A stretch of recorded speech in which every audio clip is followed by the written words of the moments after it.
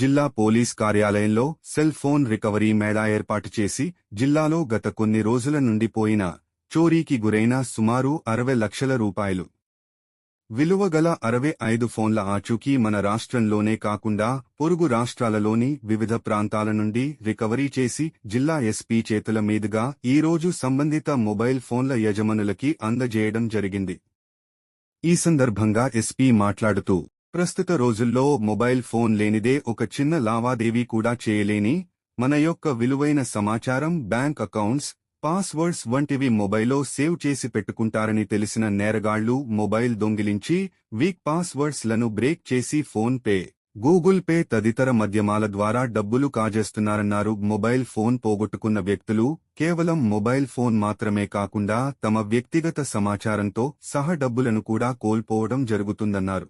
ఎవరైనా మొబైల్ పోగొట్టుకున్న లేదా దొంగిలించబడిన వెంటనే సిఐఆర్ పోర్టల్ https://www.ceargovin నందు బ్లాక్ చేసి సంబంధిత పోలీసు స్టేషన్లో సమాచారం ఇవ్వాలని సూచించారు. జిల్లా ప్రజలకు తెలియజేయనది ఏమనగా, ఎవరైనా సెకండ్ హ్యాండ్ మొబైల్ ఫోన్లను కొనుగోలు చేసినట్లయితే అట్టి షాప్ యజమాని నుండి రసీదు తప్పనిసరిగా తీసుకోవాలని సూచించారు. సెల్ ఫోన్ దొంగలు దొంగిలించిన ఫోన్లను మొబైల్ షాప్లలో అమ్ముతున్నారని, తక్కువ ధరకు వస్తుందని, దొంగిలించబడిన ఫోన్ అని తెలియక కొనుగోలు చేసి అమాయక ప్రజలు మోసాలకు గురి అవుతున్నారని అన్నారు. ఎవరైనా దొంగిలించబడిన ఫోన్ అని తెలిసి కూడా కొనుగోలు చేసినట్లయితే అట్టి వ్యక్తులపై క్రిమినల్ కేసులు నమోదు చేయడం జరుగుతుందన్నారు.